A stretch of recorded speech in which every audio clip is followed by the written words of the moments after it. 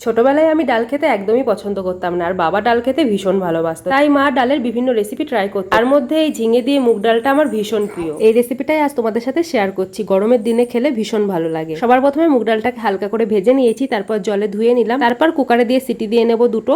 City দেওয়ার সময় নুন, হলুদ, একটু কাঁচা তেল আর একটা টমেটো আর 3টে কাঁচা লঙ্কা দিয়েছি। এবারে ডালটা ফোড়নের জন্য কড়াইতে দিয়ে দিয়েছি পরিমাণ মতো সর্ষের তেল, তাতে শুকনো লঙ্কা, তেজপাতা আর গোটা জিরে ফোড়ন দিয়েছি। ফোড়নটাকে হালকা ভাজা হয়ে গেলে আমি ঝিঙেগুলো দিয়ে দিচ্ছি। আর এই সময় দরকার হলে একটু ঢাকা দিয়ে রান্নাটা করলে ঝিঙেটা কিন্তু ভালোভাবে সেদ্ধও হয়ে যাবে। আর ঝিঙেটা দেওয়ার সঙ্গে সঙ্গে নুনটা দেওয়া যাবে না। 2 মিনিট মতো ভাজা হয়ে গেলে তারপর নুন দিয়ে আবারও একটু নাড়াচাড়া করে তারপর দিয়ে দিচ্ছি পরিমাণ মতো আদা বাটা। আদা বাটা দিয়েও আমরা খুব বেশি নাড়াচাড়া করব না, একবার একটু নাড়িয়েই ডালটা দিয়ে দেবো, তাহলে আদার ফ্লেভারটা বেশ ভালো থাকবে। আর দিয়ে দিলাম স্বাদ মতো চিনি আর সামান্য একটু জিরে গুঁড়ো। আর নামানোর আগে একটু ধনেপাতা কুচি দিয়ে দিচ্ছি। তোমরা কিন্তু ঘিও দিতে পারো, এই ডালটায় ঘি ভীষণ ভালো লাগে, অবশ্যই একবার ট্রাই করো। টাটা।